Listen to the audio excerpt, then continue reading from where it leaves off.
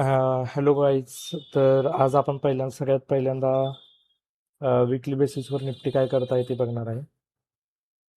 सगळ्यात पहिला म्हणजे जे अमेरिका आणि इराणमध्ये जे युद्ध चालू होतं त्याच्यासाठी काहीतरी शांततेचा निर्णय घेण्यासाठी ट्रम्प यांनी निर्णय घेतलेले आहेत. त्याच्यामुळे आज आपण 2% एवढी मोठी चढत आहे ती पाहू शकताय. जर आपण विकली बघितला तर सगळ्यात पहिल्यांदा इथं आपल्याला टॉपचा रेजिस्टन्स दिसू शकतो. आणि त्याच्यानंतर इथं जर आपण ट्रेंड लाईन काढली तर इथं एक सपोर्ट पाहायला मिळतोय आपल्याला खाली. तर माझा व्ह्यू असा आहे की सगळ्यात पहिल्यांदा निफ्टी हाच पॅटर्न फॉलो करेल मिनिमम पुढचे 2 ते 3 महिने.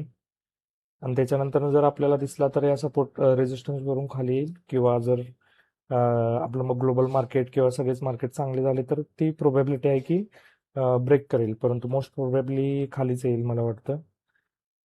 त्याच्यानंतर जर आपण निफ्टी जर बाईंग करायचे ठरवत असाल तर कॉलकडेच आपण जाऊ शकतो, कॉल बाईंग. कारण का निफ्टीने सपोर्ट तयार केलेला आहे, तिथून वर जाण्याची शक्यता आहे. मग आपल्याला कमीत कमी लॉस कॉल बाईंगमध्येच होईल. पुट बाईंगमध्ये केली तर जास्त लॉस होण्याची शक्यता आहे. आणि जर आपण ट्रेंड बघितला निफ्टीचा, तर निफ्टीचा हा ट्रेंड ती फॉलो करू शकते निफ्टी.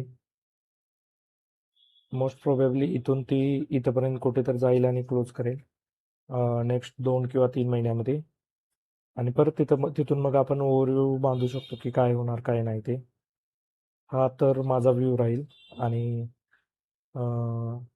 थँक्यू माझा व्हिडिओ बघितल्याबद्दल. आणि डू सबस्क्राईब.